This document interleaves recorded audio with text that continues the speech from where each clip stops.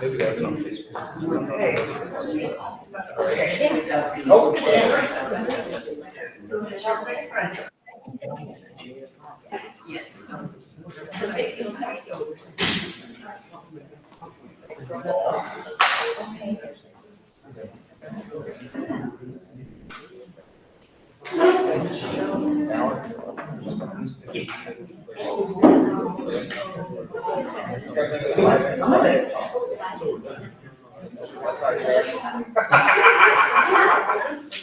Not good answer, not going to program, Alan. No? No. Let me know. Let me know what you think. 5 minutes.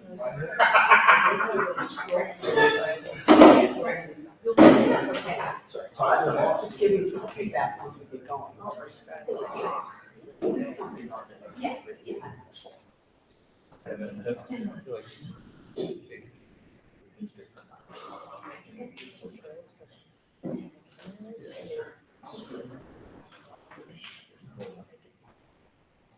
Yeah.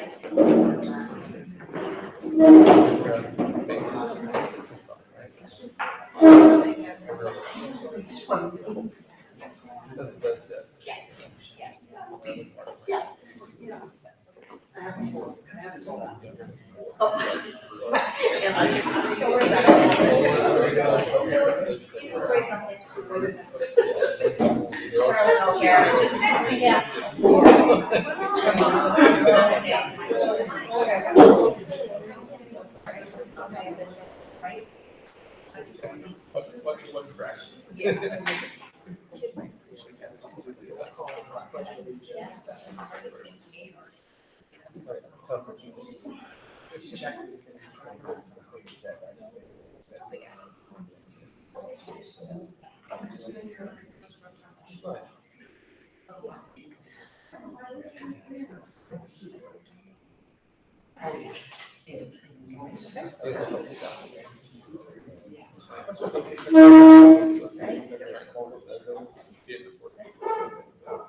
Call the meeting to order.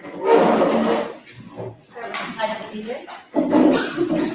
I pledge allegiance to the flag of the United States of America and to the republic which stands one nation under God, indivisible, with liberty and justice for all.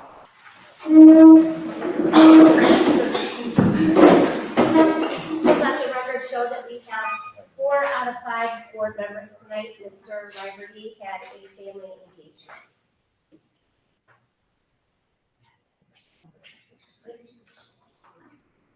Our first item is public expression, agenda items only. No one on the side. No one on the side. Anyone forget to sign in and have public expression? You know, I had mentioned, my name is Ray Schaefer, Union County resident. You know, I do have an issue that, it's not really an issue, but a statement I'd like to make to the board, but it's not listed here on the public expression. Are we going to expand on that at the end by chance, or do I get kicked out? No, we do have another expression for general items at the end. Great. So I'll let you know. Okay. Thank you. Okay, no public expression or agenda items only. This special meeting is for the board to hold a project and preliminary hearing on the proposed project. If you are interested in speaking at the hearing, please make sure you have signed the sign-in sheet at the back of the room, which include your name and address. After a presentation by the administration and its advisors, there will be an opportunity for the public to make comments about the project. At the hearing, we will ask that each person limit their comments to 3 minutes and that the topic be limited to the proposed project under consideration. The notice of this preliminary determination hearing was published as legally required. The first preliminary determination hearing was held on August 20th, 2025. At this time, I will ask that bond counsel explain the purpose of this meeting. Hi, thank you. I'm Lauren Seiler. I'm here from Ice Miller, bond counsel for the school corporation. Thank you for having us tonight. Pursuant to Indiana Code 20-26-7-37, before a school corporation plans to spend $1 million or more on a given facility, they're required to hold a public hearing about the proposed project. Similarly, under Indiana Code 6-1.1-20-3.1, if a school corporation's debt service tax rate is in excess of certain thresholds, they're required to hold 2 public hearings and adopt a preliminary determination resolution to proceed with a project that will be financed by bonds. So that's what we're here for this evening. These public hearings and the resolutions that will be before the board for consideration are the very beginning of the legal process. And tonight we are just establishing the maximum financial parameters for the proposed project. We will now hear from our superintendent about the need for the project. As we've discussed, schools across Indiana have long utilized bonds as an effective tool to alleviate the pressure on their operational budget, and the Union Township School Corporation has consistently adhered to this practice over the years. This strategic approach has enabled us to sustain and reinvest in our facilities. As discussed in previous board meetings, at the conclusion of each year, our team conducts a thorough review of the district's needs, including long-term preventative maintenance plans for our facilities, roofing systems, and bus replacement schedules. This evening, we're presenting a proposed financing plan that focuses on critical projects related to preventative maintenance aimed at preserving our existing physical assets, the very spaces in which our students and staff engage in learning each day. This evening's project hearing and second preliminary determination hearing is part of an ongoing legal process for a new project. As we presented before, recent changes in school funding, including SEA 1, have made strategic planning more important than ever. Historically, by issuing bonds, Union Township has been able to complete essential projects, maintain our facilities to a high standard, and provide a safe, high-quality learning environment for all UTSC students. The proposed financing plan will help address our immediate and long-term facility needs with specific provisions for the purchase of new school buses and the continued maintenance and upgrade of critical infrastructure district-wide. This includes vital HVAC system repairs and updates, roofing needs, lighting improvements, and necessary work on the exterior facade at John Simonovich Elementary, where issues with the brickwork have been identified. We are committed to ensuring that our schools remain safe and functional and that our physical assets are maintained for the benefit of our students, staff, and the broader community. This plan is an important step in achieving those goals. We will now hear from Stiefel Nicholas and Company Incorporated, our underwriter, about how the proposed project will be financed, as well as information about the effect on the typical property taxpayer. Yeah, it might work. We'll check. There we go. All right, good evening, Luke Brugman with Stiefel. Again, we serve as bond underwriter for the school corporation. These are the exact same slides that we walked through last time. The only difference is the slide at the end that shows the maximum parameters. Those numbers will be set forth in front of a resolution in front of you tonight. So the first thing that we start with is the school corporation's current debt service payments. You'll see from 25 to 26, and again from 26 to 27, there is a drop off in payments. And that correlates to the debt service levy, which is on this chart, which is essentially just the school's current debt payments, factoring in some cash on hand and some miscellaneous revenue that is receipted into that fund. But you'll see it really follows the same footprint as that previous slide. So having some drop off from 25 to 26, and again 27 and 28. So the proposed project would be for a total of $6,270,000. The current plan would be to issue approximately $4 million in 2025, and the remaining about $2 million in 2027. Of that $6,270,000, $6 million would go to pay hard and soft project costs, and then approximately $270,000 would go to pay cost of issuance. Cost of issuance number is likely a little conservative, so if there are some additional dollars from that cost of issuance, that would just allow more dollars to go to hard and soft project costs for the school. And then this shows the $6,270,000 being layered into the school corporation's current debt service levy. So again, you'll see here in gray, 2025, where that is. In blue would be the approximate $4 million bond issue, and then in green would illustrates the approximate $2 million bond issue. So the plan again would be to maintain the school corporation's current debt service levy, but also leaving some capacity a few years out. If there's additional needs that arise, or give you some flexibility at that point to make a decision. So these are the maximum legal parameters that will be in the resolutions tonight. We can always come down from these numbers, but once they are set, we cannot go above them. At the top, which you've seen already, is the maximum borrowing amount of $6,270,000. Estimated cost of issuance of $270,000. Again, leaving estimated proceeds available for hard and soft project costs of 6%. Estimated interest rates of 2 to 6%. Again, this is just the first step in the legal process. If we sold bonds today, it'd probably be around 4 1/4 or so. So there is some flexibility built in there. The maximum term that you can have under Indiana law is 20 years. As shown on the prior page, you can expect that one to be in the 10-year range. Estimated total interest cost at 6% is $2,360,325. If it comes in lower than that 6%, which right now we would expect it to, at least the 2025 bonds, that number is going to be reduced drastically.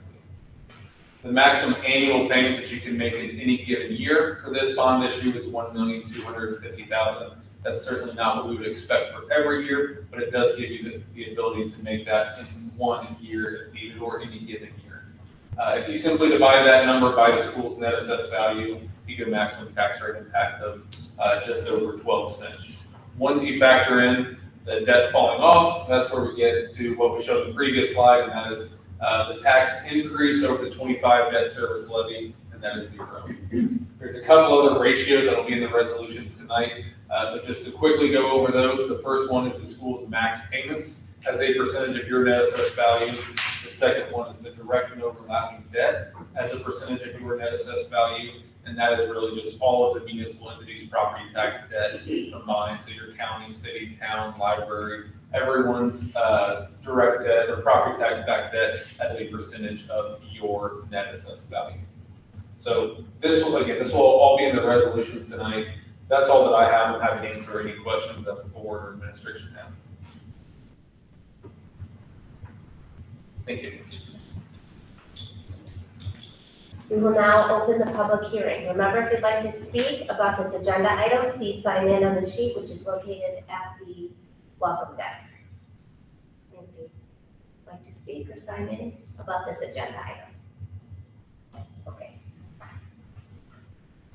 Thank you to all who participated in the hearing. We appreciate your time and interest in the projects and the future of our community. Please note that this is just the first step in the legal process. The board will continue to work with the administration and its professionals to look for efficiencies to conserve tax dollars while meeting our educational needs. Bond counsel, could you please summarize the project resolution? Yes, thank you. So the first resolution in your packet tonight is the project resolution. It includes a description of the project as Superintendent Barnes described earlier. It also includes certain of the financial parameters that Luke went over, including the total project cost, inclusive of hard and soft construction costs, and includes the estimated tax impact, including the fact that it is not expected to increase. There's expected to be no increase to the debt service tax levy as a result of this project. Do I have a motion to adopt the project resolution? Motion to adopt. Second. All those in favor? Aye. Any discussion? Oh, sorry. Any opposed? Motion carries. Bond counsel, could you please summarize the preliminary determination resolution? Sure. The preliminary determination resolution is required when the school corporation's debt service tax rate is in excess of certain thresholds.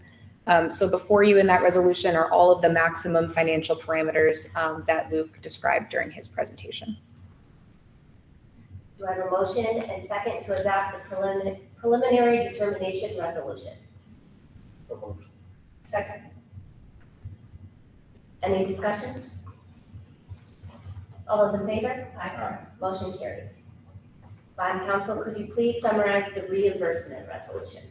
Sure. So the reimbursement resolution preserves the school corporation's ability to reimburse its operations or rainy day fund should you choose to expend any dollars from that account towards the project before actually closing on the bonds. It does not obligate you to do so, but under federal tax law, adopting this resolution preserves the school corporation's ability to use the dollars in that way. Do I have a motion and second to adopt the reimbursement resolution? Motion to approve and adopt. Second. Any discussion? All those in favor? Aye. Motion carries. Thank you. Thank you. We will now continue to public expression. General public expression. Is that? Yes, that is you. We will remind you, 3-minute reminder, please take your name and address. Yes, my name is Greg Schaefer. I live at 474 Amherst Road here in Union Township.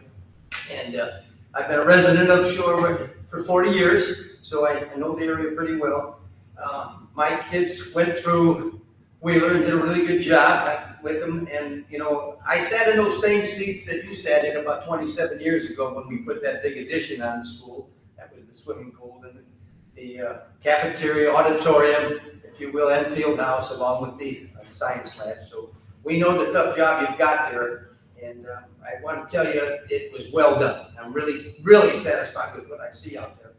And for those who are, you know, opposed to what you've done, which they're out there, you know, we couldn't get anything done right back there 25 years ago. But, you know, if you don't offer these facilities that you have, kids just go elsewhere. With open enrollment now, they can go anywhere they want that provided the school district accepts them for whatever. So you need and must do these kind of things that you've done. Because, you know, right now you've got a first-class program in place as far as your athletic facilities. But now I found one small shortcoming that I was hoping maybe I could address tonight, and that's in reference to what programs are really being offered at the middle school and even at the elementaries. Now, years back, and I hope not to take too much time here, but years back, again, when my little one, Sean, who is now 42, so I'm aging myself a little bit there, they had basketball at Union Center and Sabatovich, 5th and 6th grade.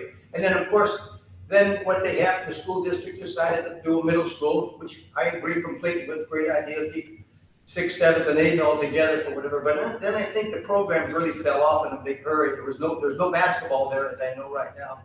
But even more concerning is, you know, there's no middle school soccer. And I'm saying, now, I've been at many of the middle school football games, and you packed the crowd in there pretty well for a middle school as small as we are, as far as that goes. But there is no middle school program for soccer, and I have one that's very interested in soccer, and he's in 7th grade as we speak, as far as that goes. So I do have an interest, and I was hoping that maybe the board would take a hard look at what programs are being offered at the elementary. And I don't want to leave out the elementary and the middle school for whatever. Soccer belongs in a middle school program. Now, coach here, this is Coach King, who is the coach of a club. Isn't it called a club? Is that what it is? Yeah, and he has, how many Wheeler kids in there? 18. He has 18, and how many are Wheeler kids? 20, 18 or 18. Yeah, so, and that's wonderful that we have that program in place, but I would even hope that we would interwound this into the program of the school. And the reason being is that history says that if you have a strong feeding program, you'll likely have strong success at the high school level for whatever. And right now we're relying on Coach King here, and he is fantastic. I would love even to see him to be a coach at the middle school program if you ever put together. But the fact of the matter is, if you don't offer those programs, again, parents will choose to go elsewhere. So I ask you to take a hard look at that as far as that goes. You know, I'm proud to say too, I was on the school board again in those same seats in 1999 when we put that addition on. But in 2000, we followed up with football. That was the first year for football. So you have a 25th anniversary going on that you probably don't even know. But football worked out really well. The middle school football program worked out really well. And I hope you consider Union Township to foster a middle school soccer team for boys and girls. And I'm going to let Mr. King really enlighten you on what can be done. It's a very inexpensive program on you. Now, when we put football on, again, 25 years ago, back then we were saying uniforms and all that good stuff was going to be almost $350 a person. We're saying, oh my God, that was a lot of money. But the helmets nowadays in football are, you probably know, $225, sometimes even more. And so, you know, the price of adding soccer, if you will, boys and girls, is the cost of uniforms. You've got a fantastic facility out there. You have plenty of practice fields. And I think it would be really worth taking a look at. Again, you don't have to look far for a coach, yet I'm certainly not trying to tell anybody what to do or whatever. But the fact of the matter is we need this. And I think Mr. King is going to speak to how many other schools have it and how successful they are at it. And if anybody has questions for Greg when he's done, I'm happy to answer what I can for you. Appreciate it, Greg. My name's Adam King. Nice to meet you guys. I live in Shorewood, 127 Warwick Circle. I have 4 boys, ages 13, 11, 9, 7. So I've been part of the community for about 7 years. I've coached everything, still coach everything. You drive by my car, I got like 4 different Wheeler hats. I mean, it's a lot of time and effort I spend with my own kids and in the community, a bunch of kids. You know, I'm football right now. I did baseball, basketball, soccer. I coached Club 1 basketball team with Greg's grandson on it. We made it to the top 4 in the state for a small school. We're competing against, you know, big 5, 6, 8 schools. So that was pretty impressive for this 6th grade class. There's a lot of really good athletes coming up. To kind of go back to what Greg said, the facilities you guys have created out here is phenomenal. I mean, it's better than some of the small schools that I played college basketball and soccer, and some of the facilities that we played at and against. This is way nicer than any of this stuff. So I commend you guys on your hard work and your effort to put these facilities in place. And like you said, we got to get kids on the field. We have to create a feeder system for these children to come up. We don't want to just have teams, we want to have programs. And I think it's kind of an alarming thing that the soccer program, John, I'm just using it as an example, has won the sectional 3 times in a row, which probably will never be done again at Wheeler. Hopefully it happens, but what a phenomenal job Jay has done with that program. And coming out this year, they barely have a team to field a team. Scary stuff. And the kids that are coming up behind these freshmen, there's not a lot. 6th grade has a really big class, 5th grade. So that's very encouraging, but there's going to be a big wall, a big dip in the numbers, which you may or may not be able to field a team. So I reached out to Jay and told him I would represent him in the program today. I reached out to a guy named Brian Past. He's Maryville. He runs the middle school soccer program. There's currently 20 teams involved, and apparently it's been going on for the last 20 years. I did not know that. But I feel like Wheeler should be represented within that group of 20. Some of these bigger schools, I would say 2 and 3 teams per program. And if we have enough kids, Wheeler should have 2 teams and maybe an A or B team. The whole point of these feeder system is to develop the kids. You know, from a coaching perspective, I have a B license in soccer. I've coached high school. I've trained kids. I've done all this stuff. To me, it's development. It's developing the kids. You want to try and get a big group of kids to come up together.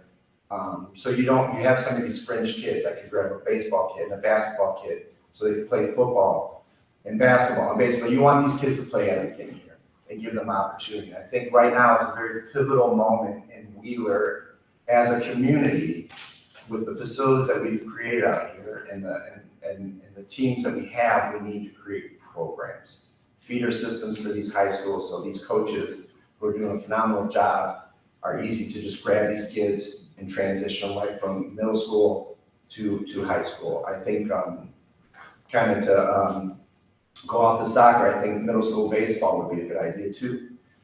There's plenty of teams that have that also. And that's something the tip of the iceberg. I know with all these new facilities, it's a new thing. It's a new chapter of Union Township and Wheeler, but I think we need to utilize these fields and get these programs started.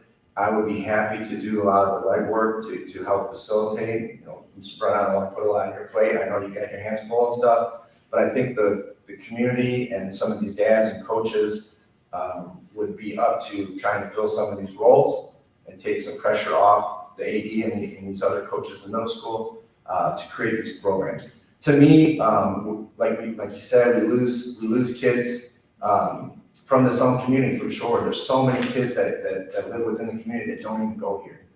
Some of the people, you know, not to point out names, but have been on the hang banners and done this stuff and donated the money and got all this stuff, and then their kids end up going elsewhere. How do we change that? To me, Wheeler should be the public school and training, right? It should be the diamond in the rough. It should be pulling kids. Everybody would want to come here. We have the facilities, we have the education, you know, great middle school program, good coaches. You know, we're starting to turn the corner on all this stuff, but we're getting legit coaches and legit facilities. And now let's create this kind of diamond in the rough. Why can't we pull kids from Chesterton and Valpo and Portage? And, you know, I think it's a bright future, and I know my kids are kind of at the tip of the iceberg with this, and I would love to represent them, not only my own kids, but these other kids that I'm coaching, because there's a huge demand for it.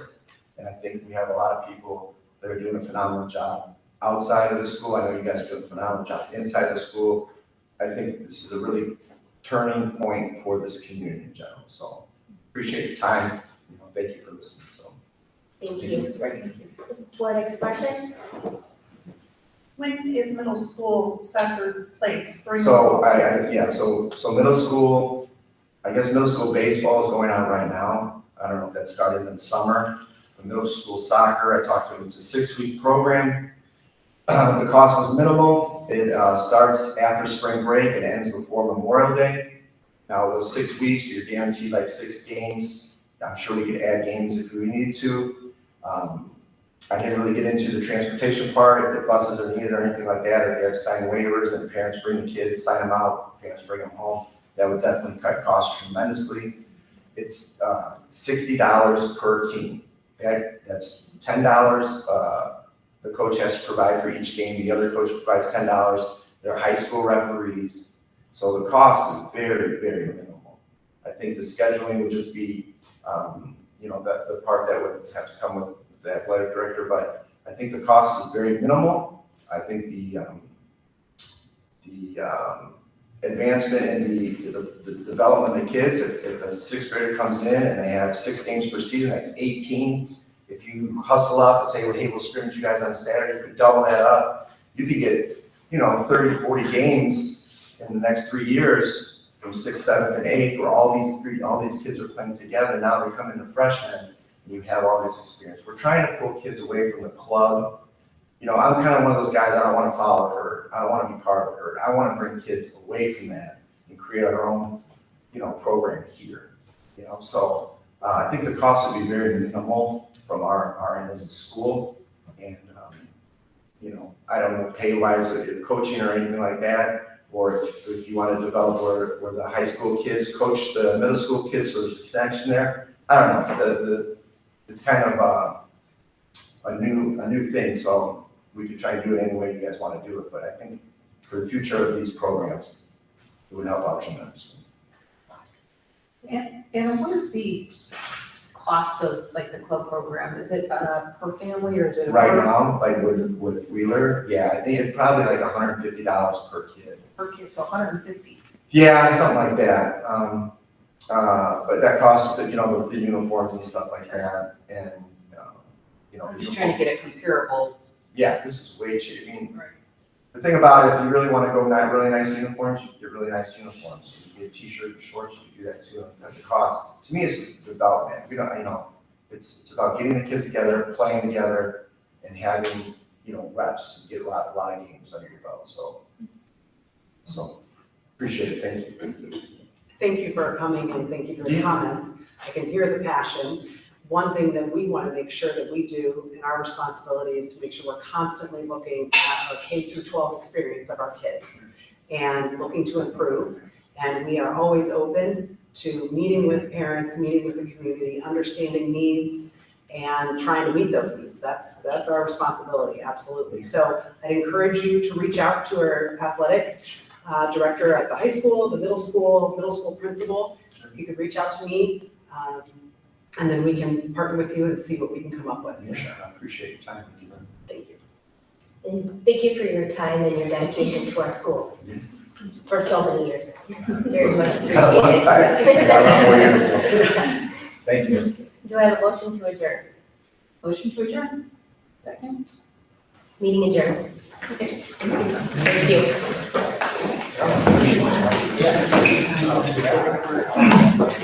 Thank you for listening. Might have been boring.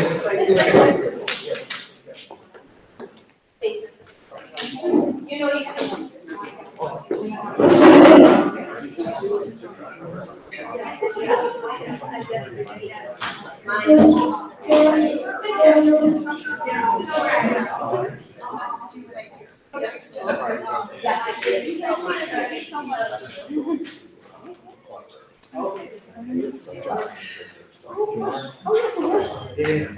Yeah.